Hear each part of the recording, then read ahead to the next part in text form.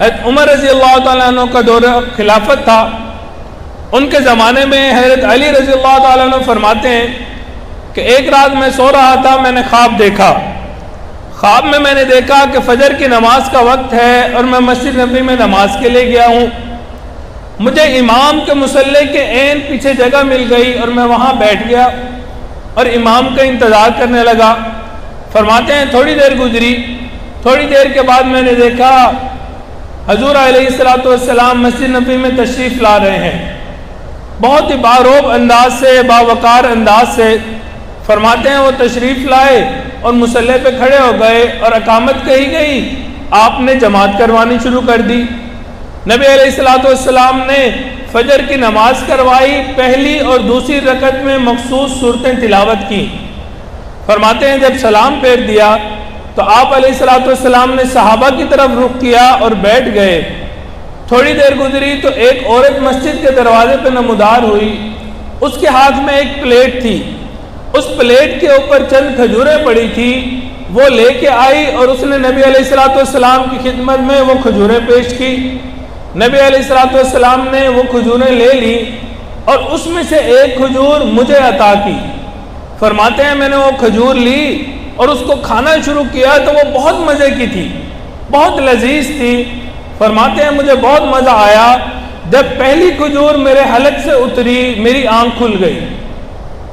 فرماتے ہیں تہجد کا ٹائم تھا، جب میری آنکھ کھلی میں نے تہجد پڑھی اور تہجد پڑھ کے فجر کے لیے مسجد نبوی چلا گیا۔ فرمانے لگے کہ مجھے عین امام کے مصلی کے پیچھے جگہ مل گئی، میں وہاں جا کے بیٹھ گیا۔ تھوڑی دیر گزری تو تھوڑی دیر کے بعد حضرت عمر رضی اللہ تعالیٰ عنہ مسجد کے اندر داخل ہوئے، وہی باوقار انداز، وہی پر معزز شخصیت۔ فرماتے ہیں اسی انداز میں جیسے میں نے خواب میں نبی علیہ السلام کو دیکھا تھا، آپ اسی انداز میں مصلی پہ تشریف لائے، تکبیر کہی گئی اور جماعت شروع ہو گئی۔ فرماتے ہیں نماز کے اندر پہلی رکعت میں اور دوسری رکعت میں انہوں نے وہی صورتیں تلاوت کی جو نبی علیہ السلام نے خواب کے اندر تلاوت فرمائی تھی۔ پھر سلام پھیرنے کے بعد حضرت عمر رضی اللہ تعالیٰ عنہ اسی طرح صحابہ کی طرف رخ کر کے بیٹھ گئے جیسے نبی علیہ السلام بیٹھے تھے۔ فرمانے لگے تھوڑی دیر گزری تو ایک عورت مسجد کے دروازے پہ نمودار ہوئی اور اس کے ہاتھ میں ایک پلیٹ تھی اور اس کے اندر چند کھجوریں پڑی ہوئی تھی۔ اس نے لا کے وہ ہدیہ حضرت عمر رضی اللہ تعالیٰ عنہ کو پیش کیا اور آپ نے قبول فرما لیا۔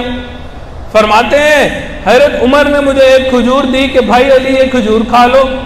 فرماتے ہیں میں نے کھجور کھائی، بہت لذیذ تھی، مجھے بہت مزے کی لگی۔